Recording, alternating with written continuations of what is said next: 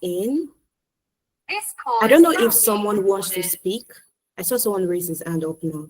I guess that was a mistake. So I will just go right in. So Wuraola and Damilola, do you mind putting on your video you'd want to because we're about to start, so I can pin you so everyone will not miss you on the group of people on the call. Yeah, you can just come on. Yeah, Wura, hi Dami. Okay, I just pinned you. I'm sorry, I'll put it on in a bit. No problem. Oh yeah. That's totally fine, Wura. That's fine. Let me just still pin you. Yes, okay, so we are about to start, and I have some questions right here. And I would want us to, once again, if you have any question, let's just drop it in the chat. I'll be looking out for that and just ask that as time goes on. Hi, Orire, welcome. We're about to start, and we've already introduced you and shared your bio with everyone. And everyone is pretty excited to get to hear from you and every other person on the panel session. So I would just also be pinning you so that we don't, we get to hear and see you. So pin to screen. Okay, yes. So firstly, I would like to know, we already read your bios and we know what you do, Dami, Wura, and also Riri. But I would like to know, if you weren't on this your current career path, what other paths do you think you would be on? Like if you're not like doing what you currently do, what do you think you will be doing right now? Would want to hear that. We are very curious to know. Yeah, Dami, you can go. If I wasn't doing what I'm currently doing now, I think I would be. Do you mean like an academic career path, or maybe like an handwork or something like that? Because if it was an academic pathway, I'll probably be in the economic sector, like accounting. Ooh. And because I like numbers a lot. But if it was to be like any other thing aside, what's it called, education, and I think I would be an event planner, a very good one at that, right? I So love yes. that. Love that. Thank you for sharing. So you can hear, so she said either I've studied economics or an event planner. So that's for Damilola. So Wura, do you want to share next on what parts you would have wanted to be on, if not for this current one? Okay. So I'm currently a product designer. Yes. I wasn't doing product design. Maybe I will be doing core electrical engineering, because I mean that was like my first interest. If I wasn't doing that, to be honest, I think that me and I have had this discussion before. I would have studied economics. I always really, really, really loved economics. And then seeing what our finance friends are doing, the moves they are making, so interesting.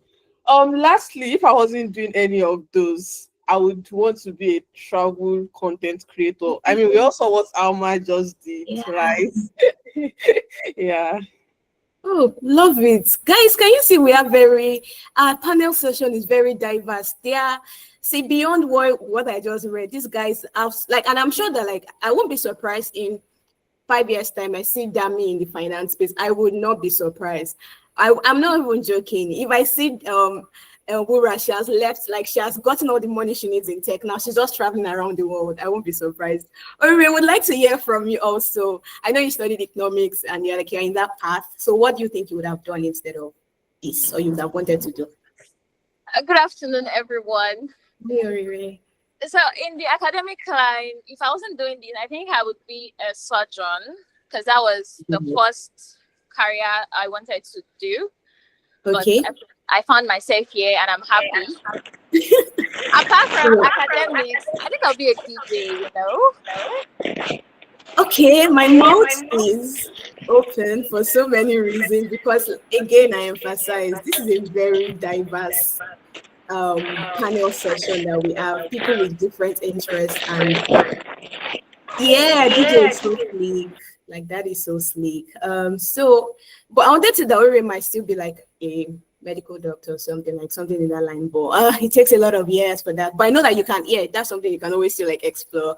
Yeah, so thank you for sharing this. And I will just go into the next question. And Wura and Ori, if you don't mind putting on your video, it's fine also if you can't. But yeah, if you can, that will be fine. Thank you.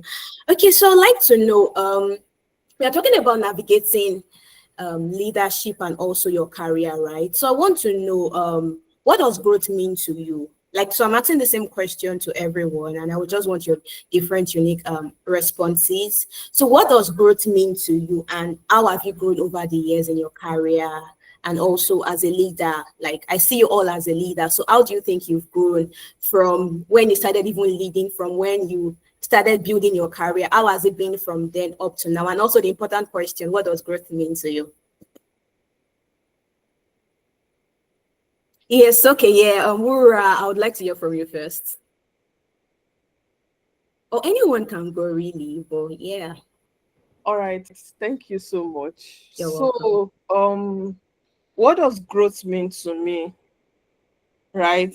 I would say to me, growth means constantly improving, constantly learning new opportunities, positioning myself for new opportunities. Growth means constantly becoming a better version of myself, right? At all times, growth means me waking up every single day wanting to be better than I was yesterday. Growth means me getting up every single week and, telling myself it's another opportunity to be world class, right? Growth means adapting. We are in a very fast changing world, especially the tech industry. Things are changing so rapidly. Growth means me being adaptable, right? Me looking for ways to improve my workflow with the new tools instead of, maybe being scared of losing my job, right? So that's what growth means to me, basically: constantly learning, constantly improving and adapting. And how have I grown in my career? I would say I'm still in the very, very early stages of my career, right? But I mean, over the past 3 years that I've started like working. I've seen myself grow, take on new challenges. And I would say one main thing that has helped me grow in my career is embracing challenges as opportunities for growth. Every single time I see something challenging, every single time I'm assigned a task that is quite challenging, um, I see it as like an opportunity, like, okay, what if I can actually like pull this thing off? What if I can actually do it right? And if I can successfully do it, then next time I see something like this, I'm not even going to be scared, right? I'm going to be looking for the next challenging thing. So I would say that's one thing that has really helped me so far grow, right? And also, like I said, constantly learning, trying to get better, staying on top of my industry, reading articles, attending conferences, right? And also, I would say one thing that has especially helped me is also like playing into my strengths for my career. I'm currently a product designer. I studied electrical engineering in school, and I'm constantly looking for different ways to merge my electrical engineering background and the transferable skills to what I currently do as a product designer. So playing it through my strengths has also really helped me grow. And I think the last part of the question is how have I grown over years as a leader? That's a very interesting one. Fun fact, when I was, preparing for this panel, I did like a rough count of how many leadership positions I've held.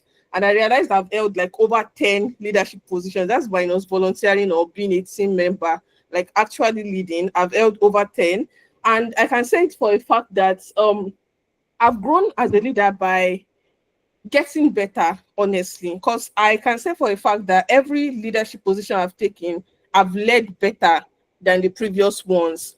And how do I do this? By reflecting, self-reflection, right? And also like getting feedback from other people, both verbal and like non-verbal feedback. There are some things you do as a leader that you just know that, no, I need to do better next time. And then there are some times that maybe after you organize something, you ask for feedback, like what could we have done better?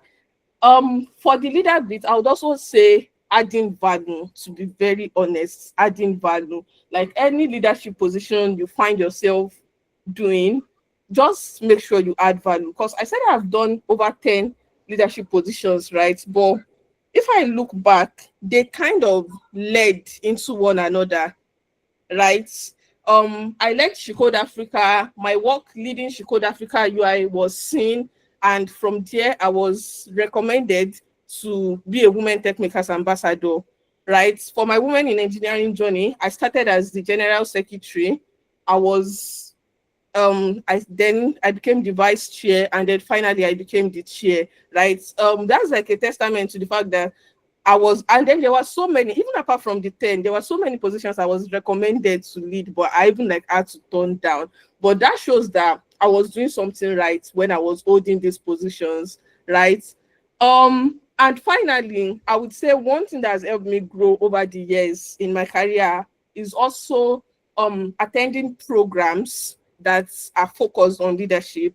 I attended CBP. The Bridge Program Fellow, and I also attended LEAP. I'm also a LEAP fellow, leading an advancing woman, something around that. And I can say for a fact that the lessons I learned, the people I interacted with, everything has contributed to helping me grow as a leader. There's also NHEF. I'm not an NHEF scholar, but I mean I've gotten so many testimonies from NHEF scholars. So I'm putting it out here that these programs have really helped me grow as a leader. Thank you. Yay, guys. I think we can close and leave you now, to be honest, because there's just so many things Wura dropped that I think you also just keep jotting down. And thank you so much for sharing, Wura. So, Oriri, I would like to hear from you. Like, I would like to hear, what does growth mean, and how have you grown over the years in your career and also as a leader? Thank you, Adiola. I think growth for me is showing up every day. Yeah. If you choose to do something and you are like on and off each day, you discover that you will not grow. But if you make minute efforts every day, you discover that you will grow. 1,000 drop of water, they say, makes an ocean. That is what will make you grow over time. So that's what I see as growth, showing up every day. And then what has led me up to this point, I can't really say, because I didn't start with a clear mandate. Yes, I didn't start and say, oh, this is what I want to do. As I said earlier, I wanted to become a surgeon, and that's far from where I was. So I took up economics because UI does not have accounting, and I'm just like, okay, I'm going to find my footing somehow. So over the years, I was just trying to engage. Yeah, I was not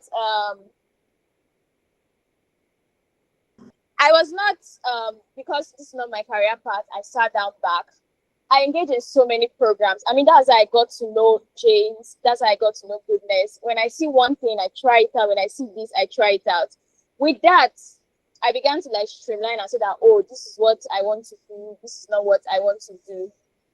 So that's just how it has been. So even though you don't know what you want to do, you can still like stumble upon few things, and you'll be able to like find your footing. For leadership, I got to reflect on leadership lately because of the TEDx talk I'll be handling. And I think leadership is just making an impact. Yeah. Most times when you ask people what is leadership, they will just like list out the positions they have done. And that's not actually leadership. Leadership is when you move from point A to point B. What did you do? How have you helped people? Because I believe if you're a leader, you have led people one way or another.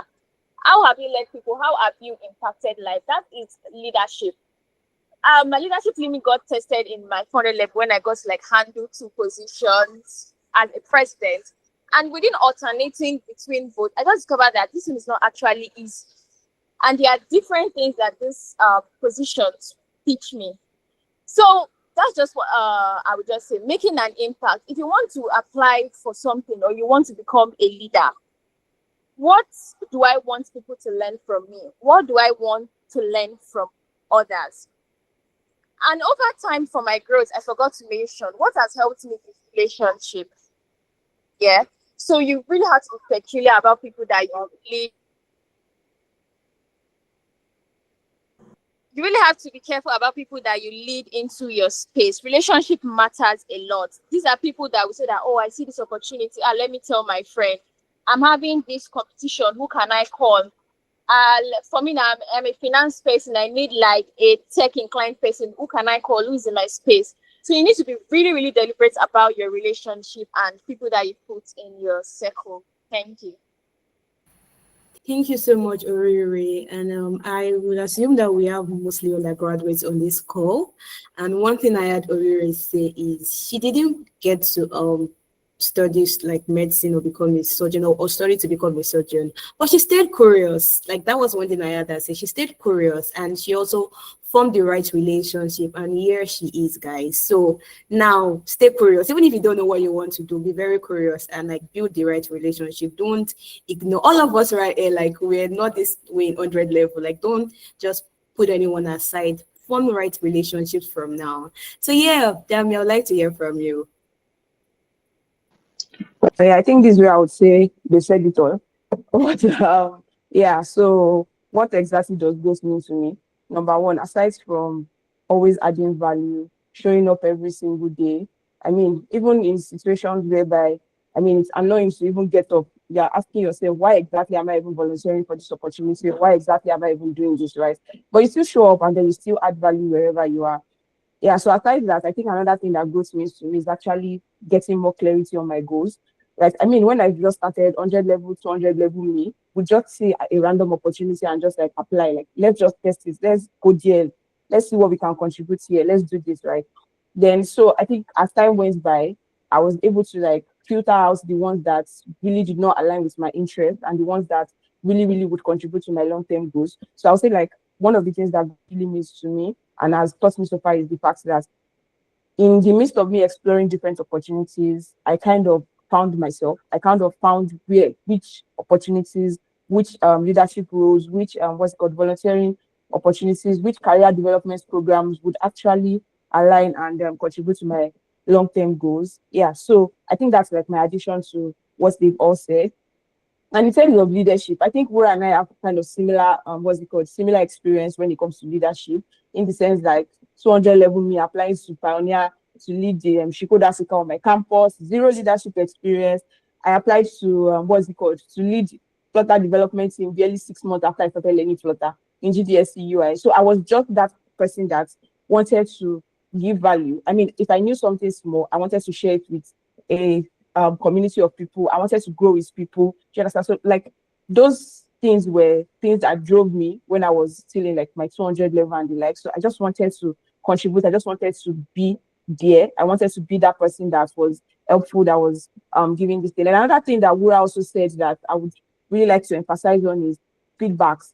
I remember when I first started my leadership journey, even aside leadership and career journey, because I would say I kind of started leading pretty early, that when it came to being a follower, it was quite difficult for me to receive feedbacks. And what's it called? So, I mean, I was leading smaller communities, but at work, I was a follower. Do you understand? So, I mean, my team lead would give me feedbacks and I would feel like, no, I know this thing. I was the one that did it. Do you understand? So, at first, I struggled with receiving feedbacks. And like Wura said about going for opportunities like the Bridge program, about going for like NHF, doing a lot of online courses. I took a lot of online courses on leadership as well. Because apart from being a leader, you also need to be a good follower. So I took a lot of those courses, and those courses actually really, really emphasize the value of feedback. So even now, even without you asking me, even as a leader, I would ask whoever I'm leading for feedbacks, and I would take it in and like kind of reflect on it. And to be very honest, all of those things are what I would say have contributed to what I would say has made me grow or has been growth to me. Yay, thank you so much, Dami. Thank you. And one thing I want to highlight that Dami mentioned in terms of career, in doing like different things and volunteering, she found herself.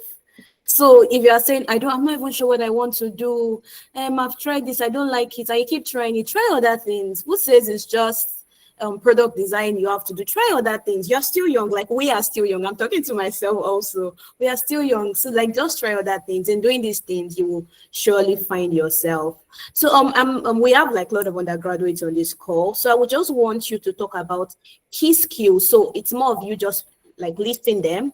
I would want you to list the skills that you think is necessary or will help an undergraduate student balance building a career and also being an undergraduate student. So yeah, I would just want you to list key skills that you think would be very helpful. So anyone can go first. Yeah, I think I can go first. I think firstly, hold God tight. You're going to need God a lot. Like when it comes to really balancing academics, balancing taking on volunteering roles, leadership roles, and also like becoming a very, very academically upright student. You're going to need God a lot. But yeah, from the spiritual parts, another thing is going to be discipline. You need to be very, very disciplined, right? In terms of setting your priorities right. Because of course, when you're balancing a lot of things, you would have to make sacrifices. So you need to have like a priority list, which one comes first at what particular point in time. I mean, if you are trying to pursue another career that is different from what you're studying, maybe during a certain part of the semester, that particular career might be what comes first on your list. But when exams come, your academics come on top. And then certain times whereby you have to plan events for your leadership, what's it called, whatever leadership role you're taking on, it's have to probably be on top of every other thing that you even have to even put your career aside or academics aside and say, let me do this because I have to.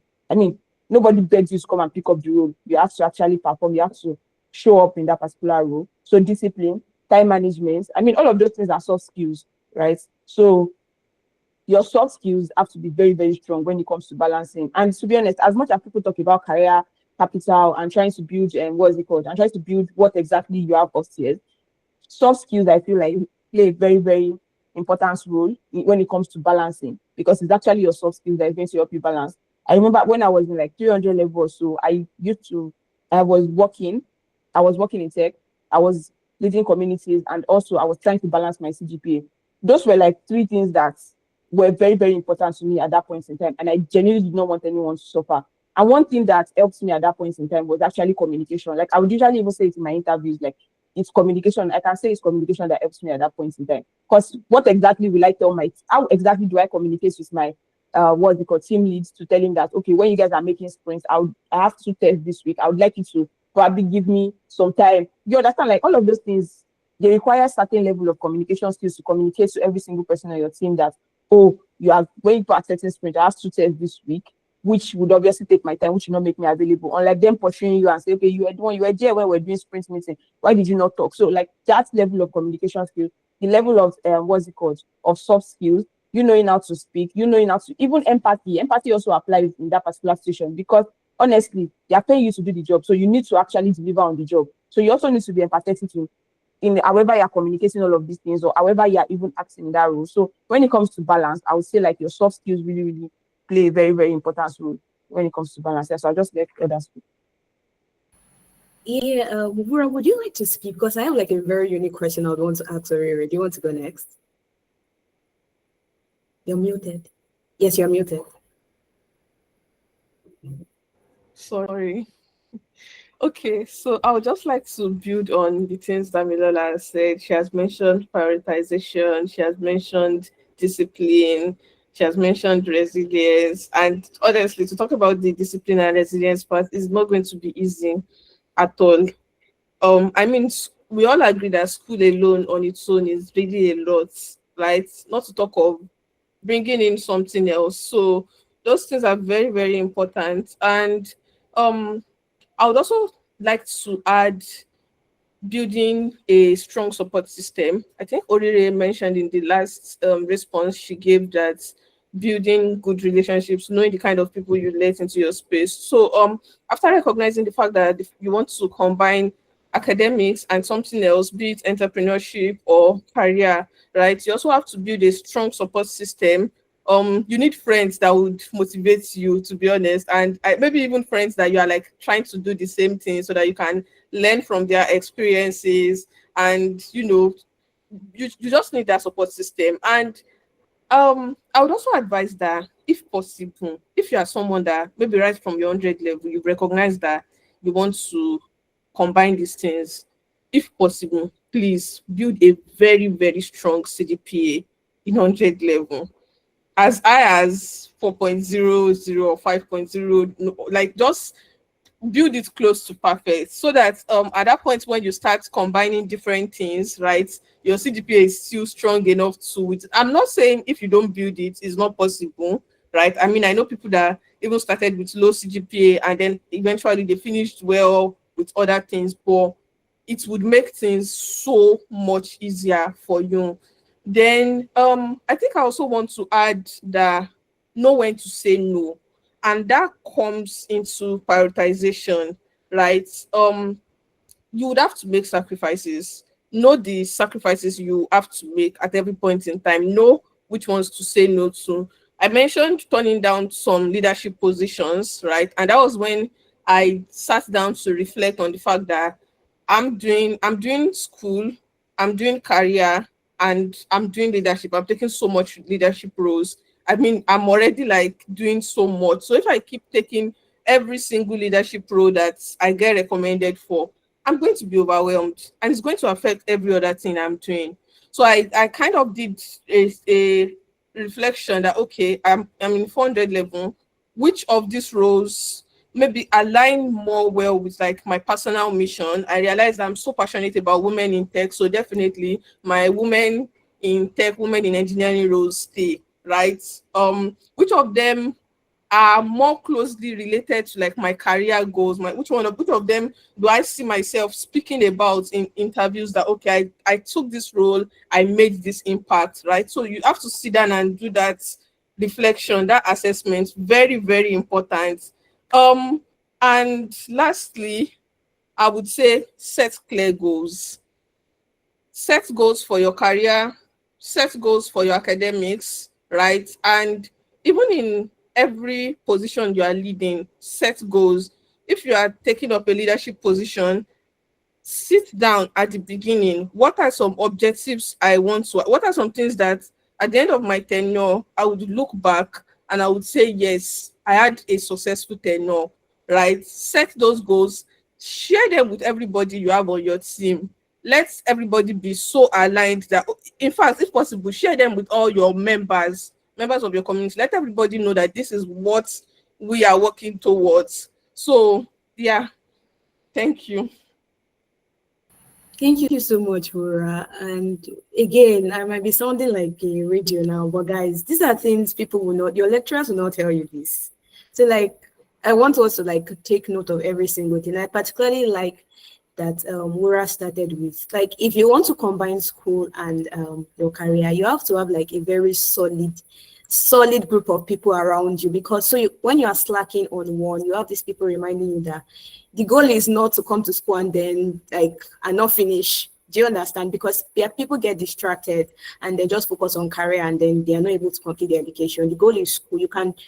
So I'm not advising to do both, but if you want to do both, you can. That's what I am telling you.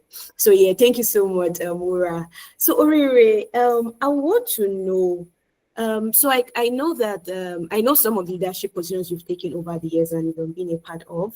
So I'd like to know what was the role of networking. I know we've been talking about networking relationship. How do you think this particular your networking or your network helped you to get to where you're currently in terms of like your career and also leadership really? So I'd like to know the role of networking.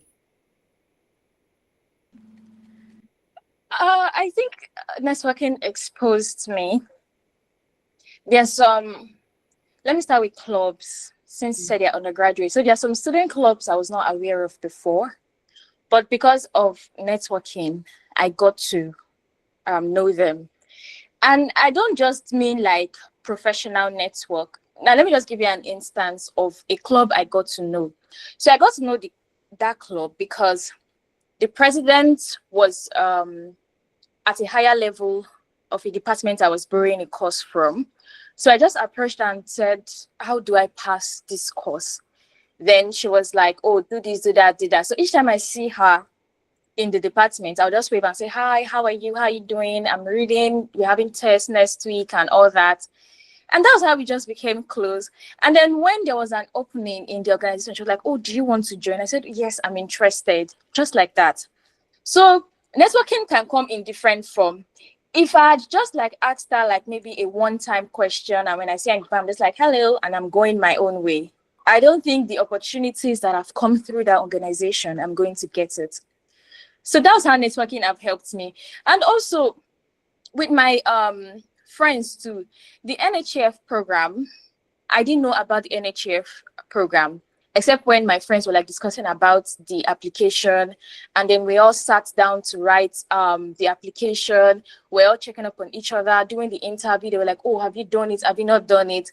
That we even went all the way to discussing with students in other schools how they went about their own interview. So that's how networking have helped me. I believe I wouldn't have not only known about the program, but also how to navigate the program. And also, apart from networking, it's also about speaking out too.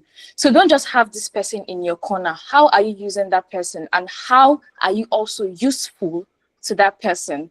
So it's just like a basket that where you're dropping and you are picking from. So networking exposed me to so many things, to friends, to opportunities, even up to this post-NYSC, that some programs that maybe my friends will be like, have you applied for this? They'll be like, oh, do this, do that. I'll be like, oh God. You know, even if you want to even lag behind, you cannot, because they will push you to do it. Even if you're like exhausted, you are tired, I'll just be like, I just applied to this one, the response, apply. So they'll push you above your limit, and discover that you win together. And even when you lose, you know that there's also a brighter side to things. Hey guys, are you hearing what I am hearing? Thank you so much, Orire. And just to cap everything together, I would say, Orire, what I had to say was your network is your net worth, like in a way, like the people you grow with, they are your net. So you don't have to have like 100 million, like the people you move with, grow with, build with, they would eventually add up, right? And to your net worth, right? So yeah, I also want to ask questions similar to Dami and Wura, but this will now be mentorship. So Riri has answered for networking. So I'd like to ask, how has mentorship played a pivotal role in your career and also leadership? So yeah. So anyone can go first.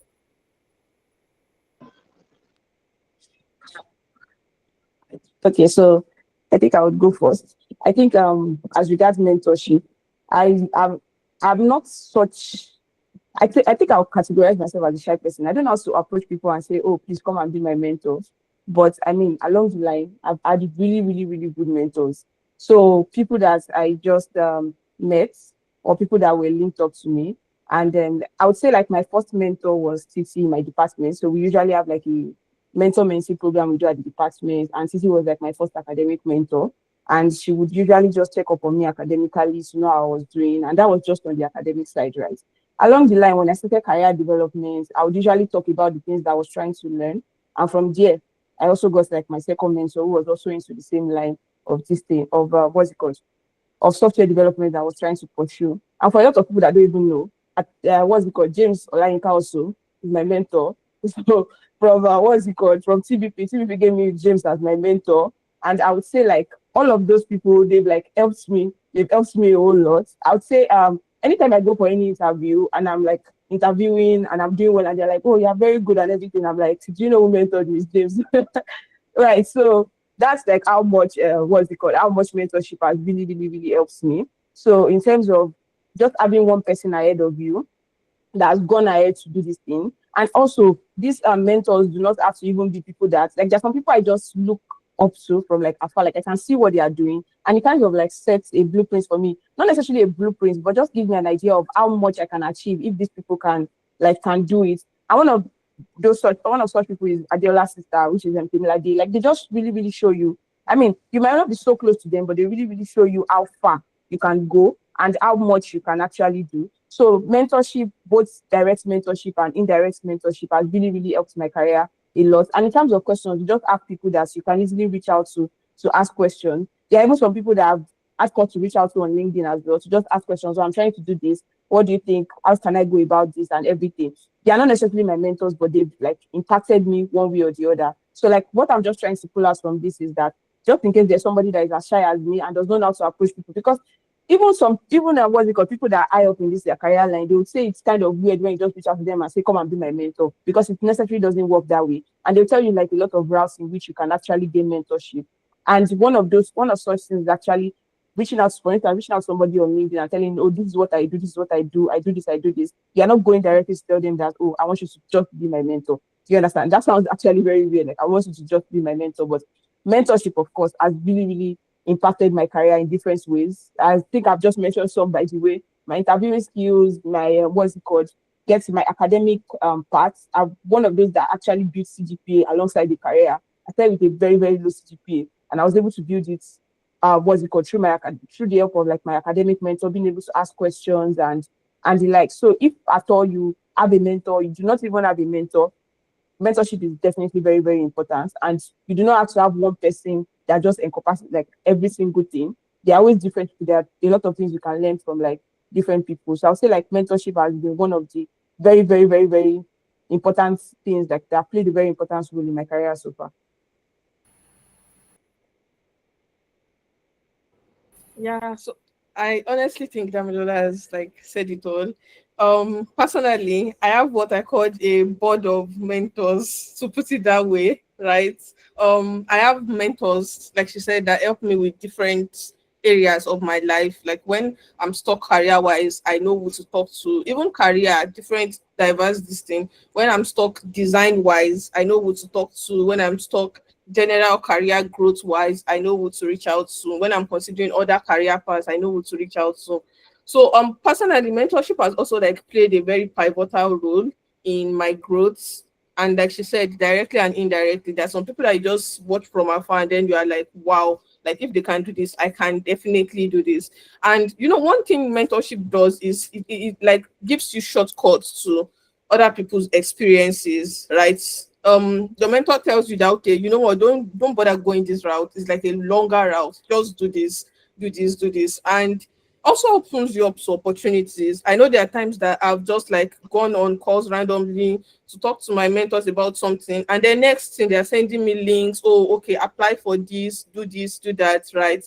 Also opens you so up, and also mentorship can lead to sponsorship, right? Sponsorship is just when people talk about you, when people recommend you for opportunities, even in rooms that you are not in. People are like, no, Adiola has to be the one to get this role, right? I can beat my chest for her.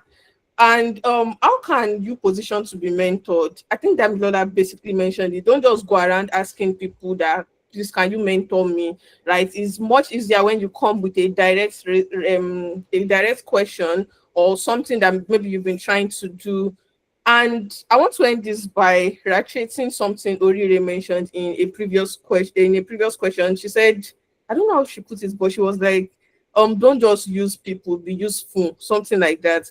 I want to also say mentorship is a two-way relationship, right? As much as you are looking to gain a lot from your mentors, please also look for what value can you offer in return. It could be anything. Your mentor could be working on a research and then you just like help them share the link to like a lot more people. They might not even necessarily have to ask you directly, but like when you see them doing something, just look for ways in which you can help. It might even be as little as when they write an article and then you take the link and then you just post it, you just help them share it to a wider audience. So please just like make sure you always offer value in return. And finally, always respect your mentor's time. When you want to, personally, one thing I do is, in fact, I have like a Google Docs dedicated to all my mentors. So I do it like I'm taking meeting minutes, right? For every call I have with them, I go start putting bullet points. For every call I want to have with them, I note down the questions I want to ask them. When I'm talking to them, the things I'm learning, I note them down. So I can even always go back and read through like all my notes from way, way, way, way, way back, right? So it also shows that I respect their time. I have a clear idea of what I want to gain from the meeting, right? And if possible, also follow up. like after gaining from the meeting, after gaining insights, you can also reach out to them that, okay, this thing that you advised me to do, this was how it played out. Okay, this one worked out well. Okay, this one I would be doing this. Do you get, like, it also helps them like also know how much they are helping you grow and what other areas they can come in to help you. Thank you. Thank you so much, Wura. Pekuli, I just saw your question, so that will be answered shortly. So I would like to know, so some questions that I've been asking, some of the questions I've been asking were ones that people that registered actually wanted to get answers to. So there is this one in particular that I would want Orire to speak to. So this person asked that what challenges might I face as a woman in leadership, and how can I prepare for them? So what are some challenges that you think so I would want you to answer it from the point of what are some challenges you might have faced, and how do you think you prepared for them so that you overcome them at the end? This is a very, very dicey question, because we might just as well be nailing the elephant in the room. Okay. I think the core challenge is that because you're a woman, people don't expect you to do good. Yeah, I know how it might sound, but that's just like the reality of things. People don't expect you to do good. In as much as everybody is out there saying, oh, we support women, let women lead, there are some inner thoughts and there are some inner cackles that feel like, no, this person would not be able to do it. How one can be able to overcome it is just do your best. And don't come up with excuses that you are a woman. Everybody know that you're a woman. Everybody know the peculiarity that comes with being this gender. But the moment where it can now become a problem is where you now use that as a basis to now start not doing your best. Like you discover that some women in leadership positions will just come up with excuses that, oh, this, and look, you yourself that as a woman, you know that this thing is not gelling. So you need to like do your best. You need to like come out top. There is no competition, but there is already like a competition set for you when you are born as a woman.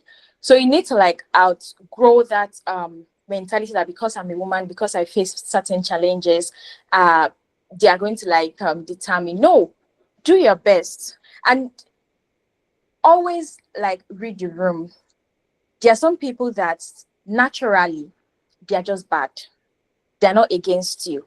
So just read the room instead of you acting antagonistic. Read the room. If this person is a bad person, just face the other way. But if you are sure that this person is out for you, then you state your claim, prove your point, and show that you can do better. Not every time you walk into a room that maybe someone does something that you don't like, you think that, oh, it's because you're a woman they are doing that. Some people have nasty characters. So you need to be able to determine if this person is bad or is because I am a woman. So that's just like the challenge I feel you can face is that you are not going to do your best. You're not going to come out well. So you just need to train and also ask other women for insight. I want us to like think of this situation. When you enter a bus and there are all men, how do you feel? You would not feel right, especially if you're the only woman. You feel like, but immediately one woman enters that bus, you are all calm, even if it's one. So I want to say that as an example, even if it's one. So you can reach out to other women and say, oh, I have this position. I've been given this task. How do I go about it? Women will always help women. Yeah. And that's also like a charge to all of us too, because you might be the person you're reaching out to. You might be the person that is reaching out.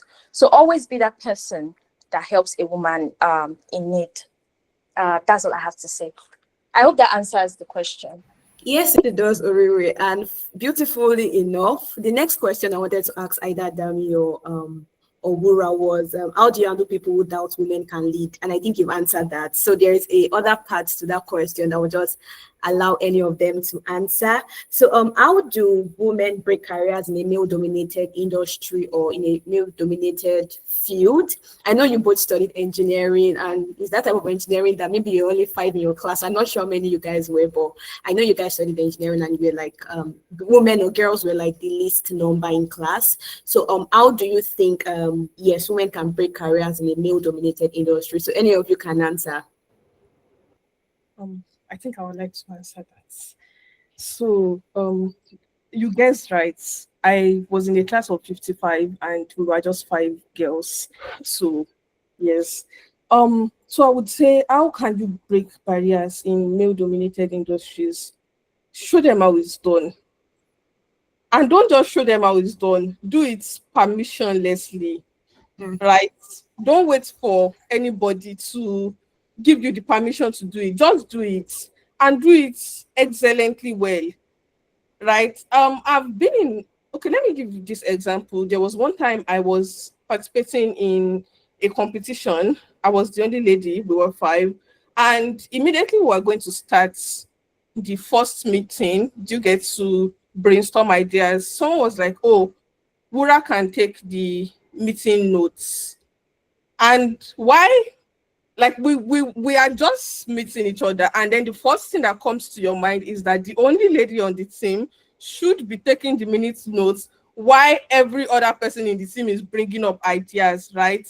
And immediately I let them know that no, I mean, we are even in the AI era, we have AI note takers, right? Why should I be taking notes? I let them know. And funny enough, at the end of the day, I ended up leading the team. I was the team lead because I was able to show so much value. Like there was so much I could bring on board to the team. That's why I say just show them how it's done and show them permissionless, because that way you are even indirectly inspiring other ladies, right? People see you, they see you do these things, and then people just want to, other ladies just know that, okay, if you can do this, then definitely I can do this. And also just create more awareness, let other people know that they can like accelerate action, right? Any opportunity you have, advocate for gender diversity.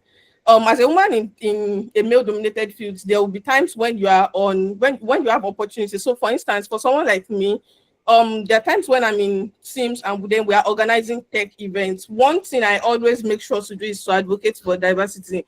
I can't be on a team, and because it's a tech event, you are putting together a panel, and then the panel is comprised of all males. Like, are you telling me that there's no lady in the industry that can speak, that can do just? And I'm not even just saying this because maybe we should just include someone because she's female, right? No, I'm saying this because we have women that are capable of doing justice to this same topic.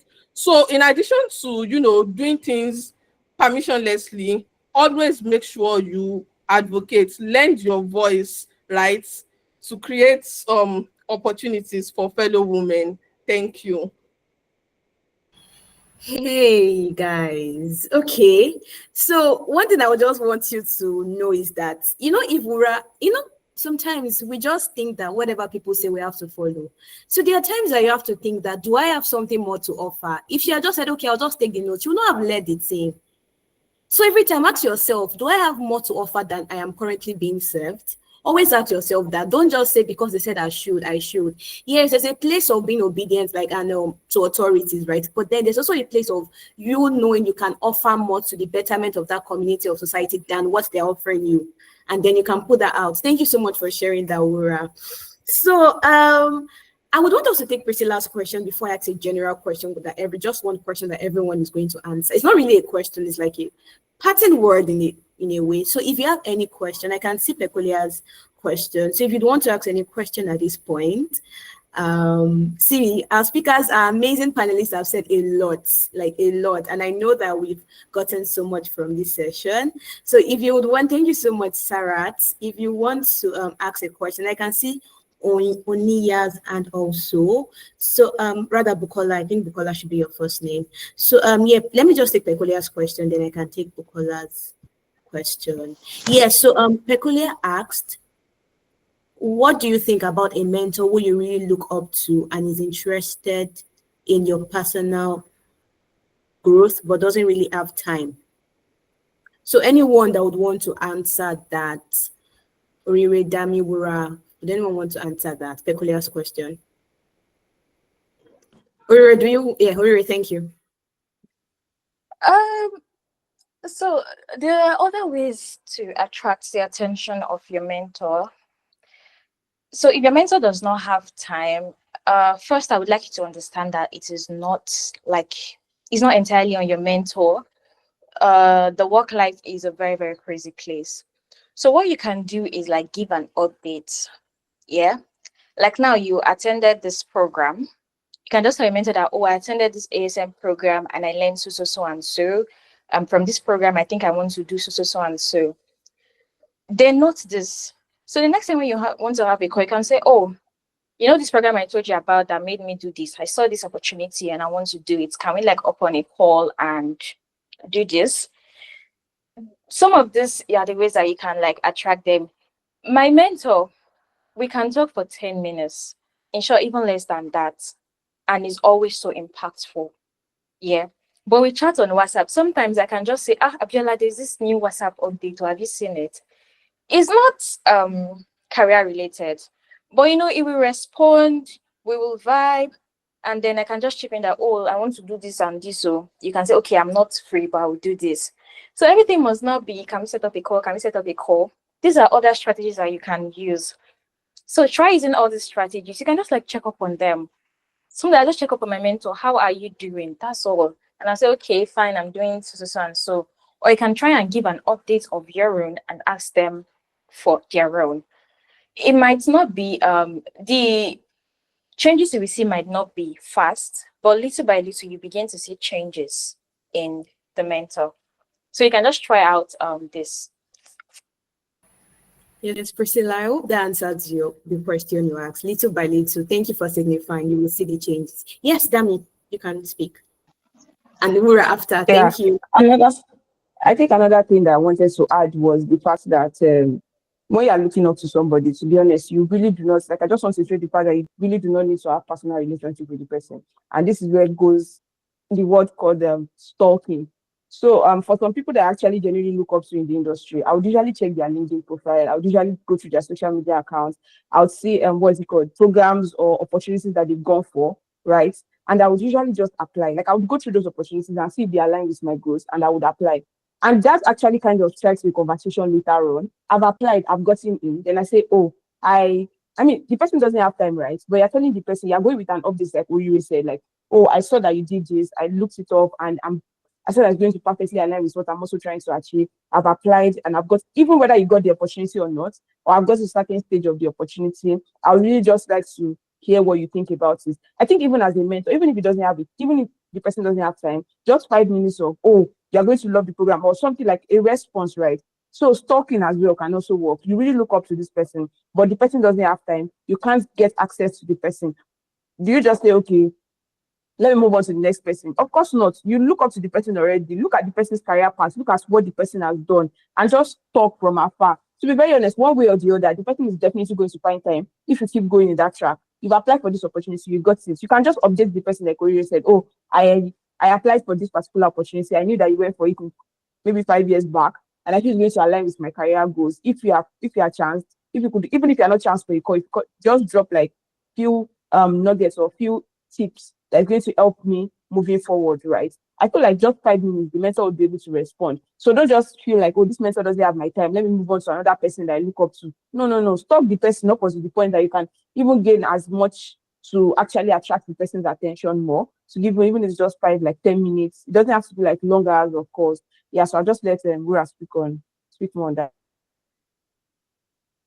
Yeah, so I just wanted to add a few more things to what Orire said on like also trying to like build the personal relationship, right? In addition to just, being all serious, like I feel like there's also the part where you kind of want to get your mentor's attention in some way, such that like they even sometimes they even do the reaching out.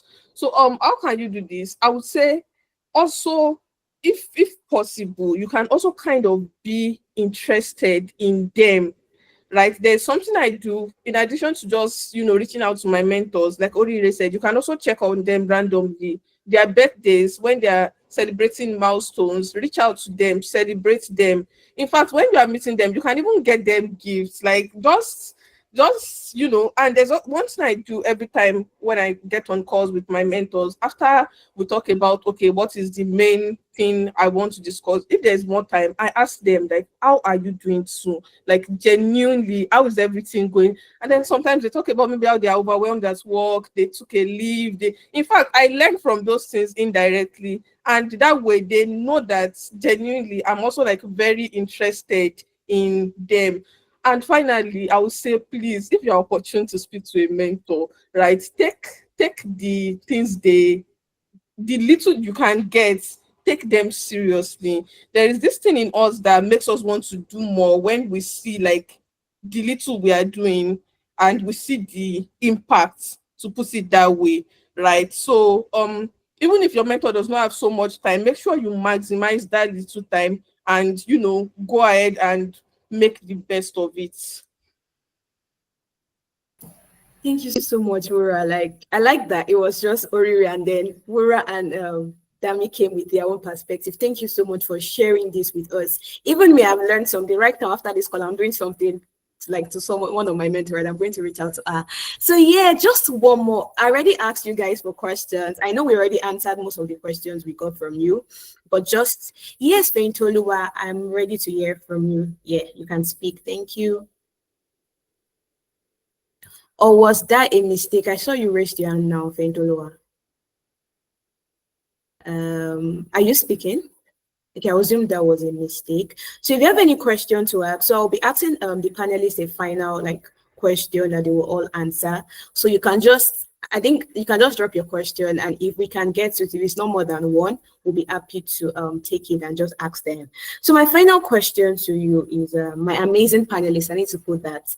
Okay, can you share a concept that you strongly believe that has helped you through the years as an undergraduate student or even in your career as a leader? What's something you strongly believe in, something that you've held strongly to, and that has at every point in your life, at every twist and turn, yeah, this is something you've held on to and that's really been helpful for you? So anyone would want to go first? I don't know if you got my question or if you'd want me to just, okay.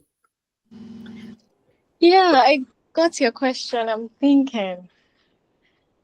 So what's that one thing that you think you've held strongly since maybe like as an undergraduate, like every time, even when during the twists and turns of like your career, like you hold on to it? I think, where you want to talk?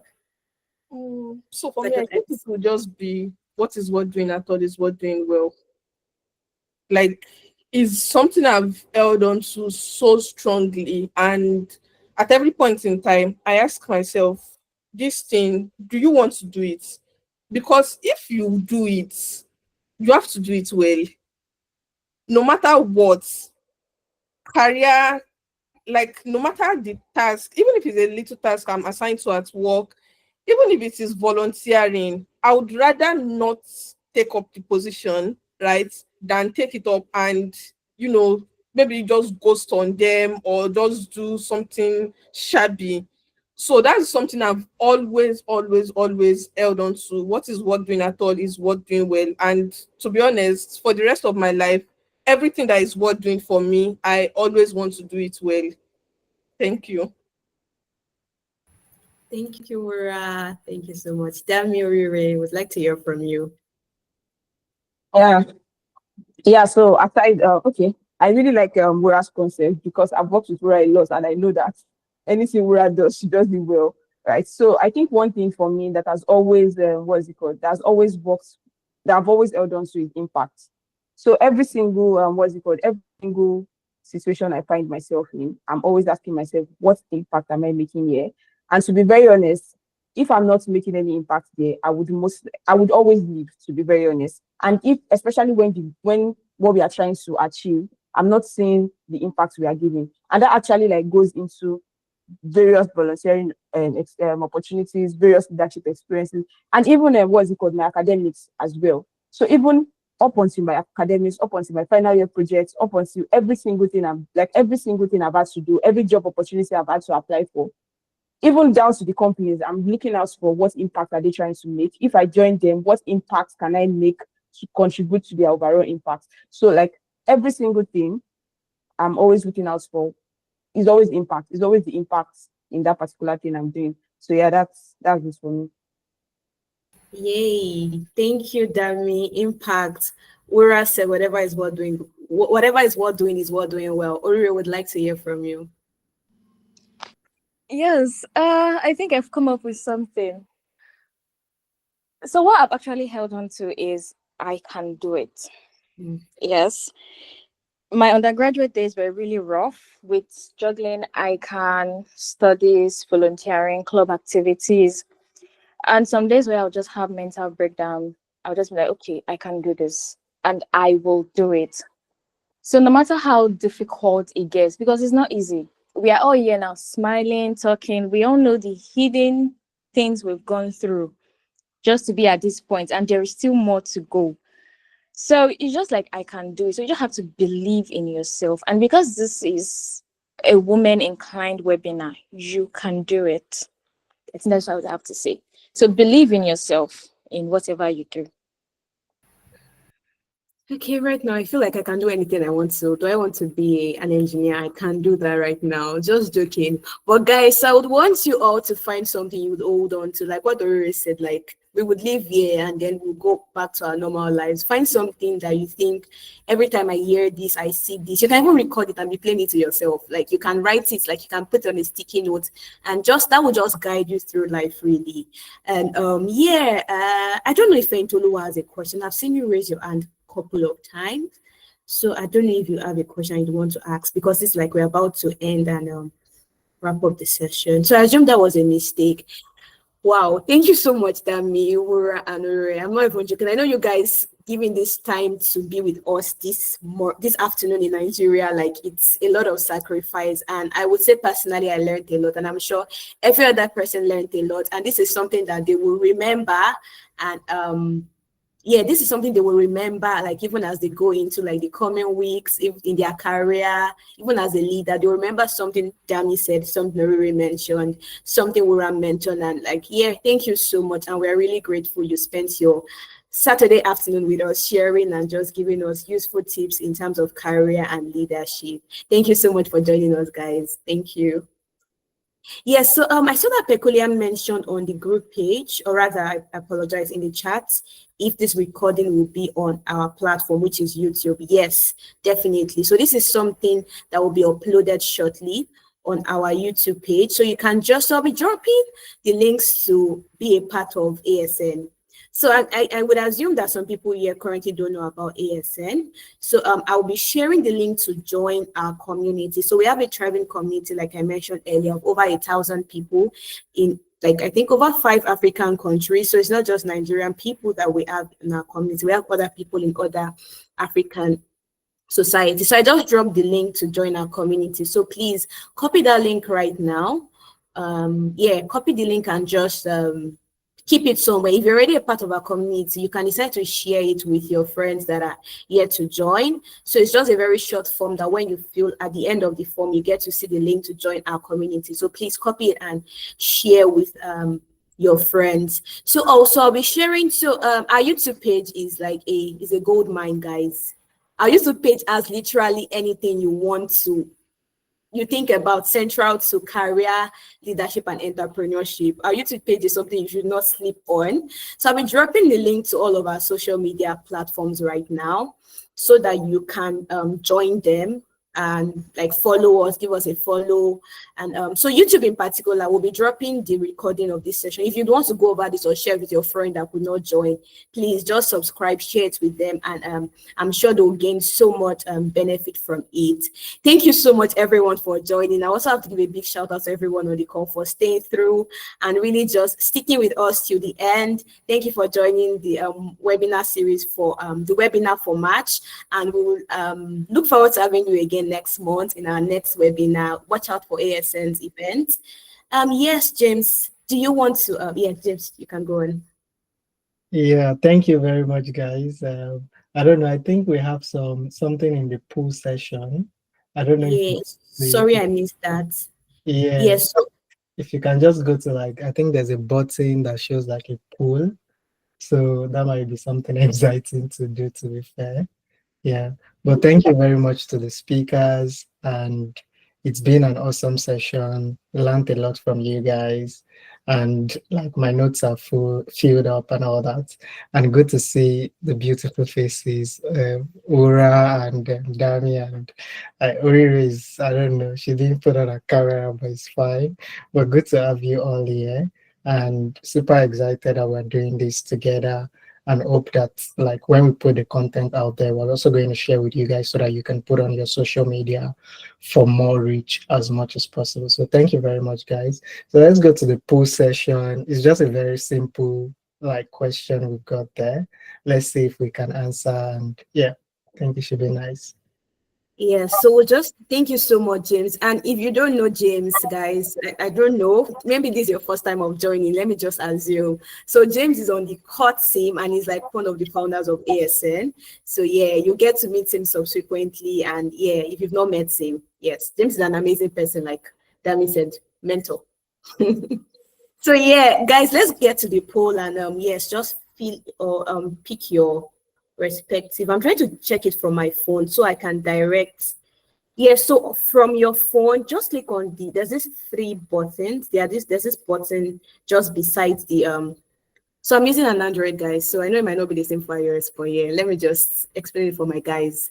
So yeah, you'll see like a button, like three buttons, and then you click on it, then go to activities, then polls. You see polls, then just click on it, and just one click. It takes a second to answer. It's not like a long thing. It takes just a second to answer.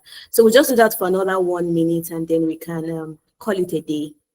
So let's just this will help us to yeah. It's I can see 9 people have already done that. So the remaining 19 people we are waiting for, okay, less than 19 because we have like our speakers on the call. So less than 19 people. Yeah, 10 people. Thank you. I will just wait to get like 5 more or less responses, and then we can call it a day. So if you are finding that to navigate, it's just press the button just beside the end call button, and then you can click on activities. Then you will see polls. 12 people. Thank you so much. Then just yeah, fill it.